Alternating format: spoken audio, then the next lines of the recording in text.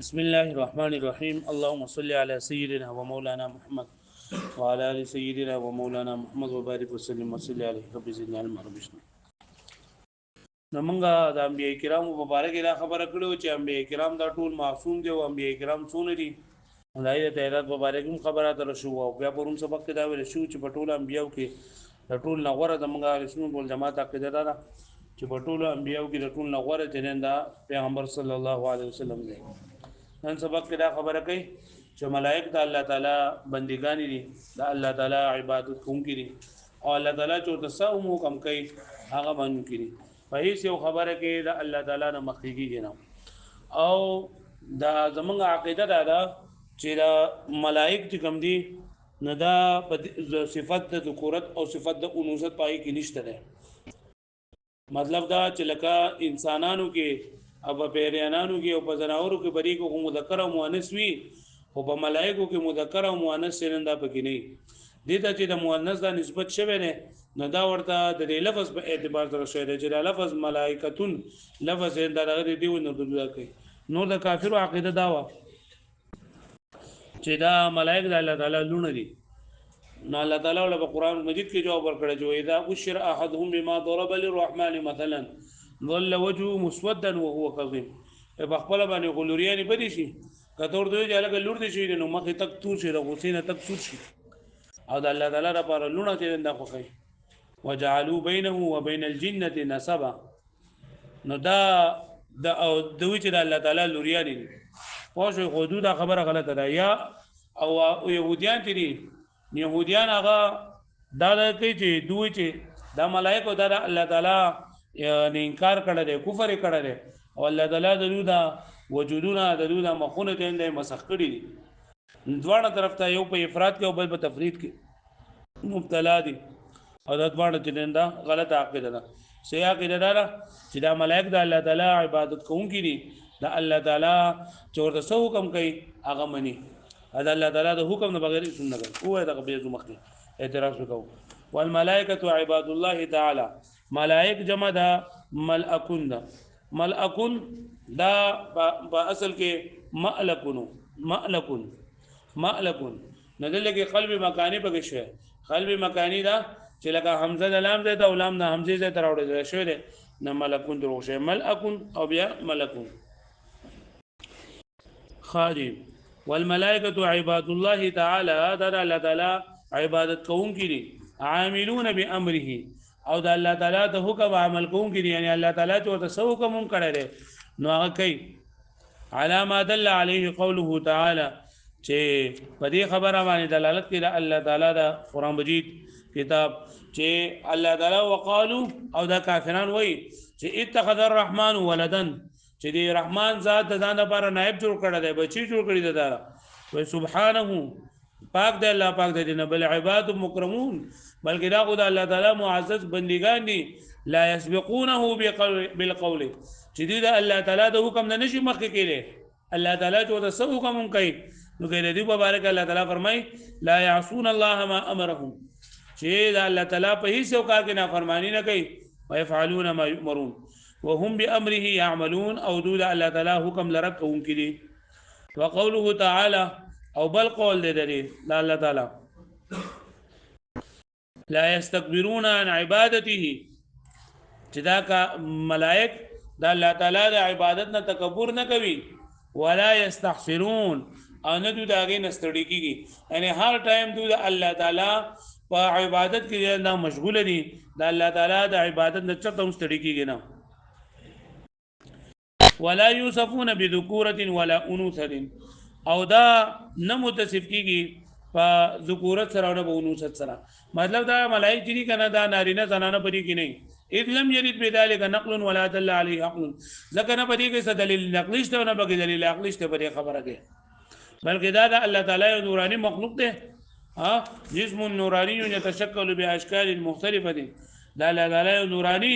جسم ده نورانی جسمونه دي د ملائکو د پاره وما زعم عبدة الأصنام أنهم بنات الله محال باطل وإفراط في شأنهم او هغه چې د بوتانو عبادت کوونکو چې دا ګمان کړی دی چې دا ملائک د الله تعالی لوریان دي نو دا خبره محال دا باطله ده او تفریط د حق نه تجاوز کوونکی په دې کې د دوی پکشان کې کمی ده او زیاته ده كما أن قول اليهود لك سنة يهوديان وي أن الواحد فالواحد منهم قد يرتكب الكفر شي يكا دكا بديك يعني يوم بديك ارتكاب د كفر کړو ويعاقبه الله بالمسخ او الله تعالی دول بیا سزا ورکړه د مسخ اندلوال شګنو الله پاک مسخ نو تفریط و تقصیر فی حال اندر دو په حال کې کمزوری ده کمواله ده اندا ځوانه خبره غلطی دي يهوديانو خبرم غلطه ده او د بوتانو عبادت کوونکو دا خبرم غلطه ده وستاره خبره وکړه چې دوی د الله تعالی نه فرمانی نه کوي نو اعتراض پیدا ده چې هغه د ابلیس د حقوق ورکړه نو او سره د دې نه د ملائکه نه ده ولکه څنګه د ملائکه نه ده وځکه الله تعالی وایي واذ قلنا للملائکه اسجدوا لآدم فسجدوا الا ابلیس چې الله تعالی وایي موږ حکم وکړو د ملائکه ته چې تاسو سجده وکړئ آدم علیه السلام ته نو ټول سجده وکړه بغیر د حضرت بغیر د ابلیس نه نو ځل کې دا الا ابلیس نه دی وي نو ابلیس دا مستثنا ده او اصل په مستثنا کې مستثنا متصل ده اصل په مستثنا کې مستثنا متصل ده نو دل کې دا ابلیس په فرشتو کې داخل ده نو چې په فرشتو کې داخل ده نو کوئی چې فرشتي ګناه نه کوي نو ته ګناه کړی نه ده دا حضرت آدم علیه السلام دا نه دای کړی دی ابا واستكبر کوپر کړی دی او انکار کړی دی تکبر کړی دی نو دې کو د ملائکه نو جواب دا غیدار چې دغه ابلیس د فرشتو نه نو بلکې الله تعالی فرمای کان من الجن ففسق عن امر ربي دې پیریانو نو الله تعالی د حکم نه انکار وکړو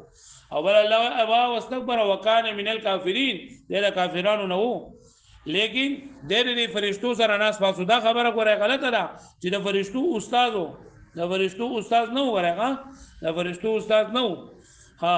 دې د فرشتو سره ناس پاسو او داوی سره په پاسېدو کې ناستوبه نو چې الله تعالی په دا وخت کې د ټول غټ مخلوق چې نه هغه ملائکو د ټول معزز خلق چې نه دا به ملائکو چې ملائکو د تسجدي حکم دی او دا هغه چې خطه د لاندې کم خلق دی هغه ته په طریقې اول سره حکم وایي به باندې نو د فرشتو نه ها او دوی ته تقریبا ورته د فرشتو سره ناس پاتو نو تقریبا ورته راغوي فرشتي ویل فإن قيل كجر دویل شي الیس قد كفر ابلیس اي کفر نو کړه ابلیس وکانه من الملائکه او سره د چې د ملائکه نو څنګه بدلیل صحت استثناء من بدلیل لري باندې چې صحیح استثناء دي قلنا مولا دا ابلیس ته ملائکه نه نو بلکان من الجن بلکې دا پیریانو نو الله تعالی په خپل باندې وي اذ قلنا للملائکه اسجدوا لآدم فسجدوا الا ابلیس كان من الجن ففسق عن امر ربه ففسق وسد وتلو د حکم در خپلنا یعنی آدم علیه السلام ته وسیدیو کا مرده کړو چې آدم سره سیدو نه وته دنیا لما كان في صفه الملائکه کرجوده په صفت د ملائکه دي په باب د عبادت کې ورفعت الدرجه دي او په اوچتوال د درجو کې وکانه جنيا واحدا او دی او پیره جنی پیره مغمورا فيما بينهم د دوی په منځ کې پټکول شو صح استثناءه منهم تقریبا نو صحیح استثناء د تقریبا یعنی تقریبا دوی ته دا فرشته ویلې دي لکه څنګه چې تقریبا ابوین ویلې کېږي قمرین ویلې کېږي حاله چې بتوانه قمرین نه ور اوس پنګوي او دغه شان دي ته تقریبا ملشته الله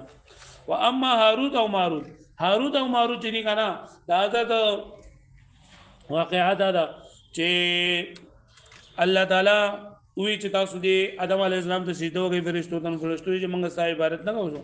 فرشتو وی چې موږ د انسان له الله پاک دا مقام ورکړی زموږ په دې باندې شک دی الله تعالی ورته ټول مې خواهش ورکړی د تاسو خواهش نشته لري که تاسو خواهش ونه تاسو به نه ډیر ګناهونه کړی وي نه کوم کې دا خواهش ویم کنه بیا موږ ګناه نه وکړو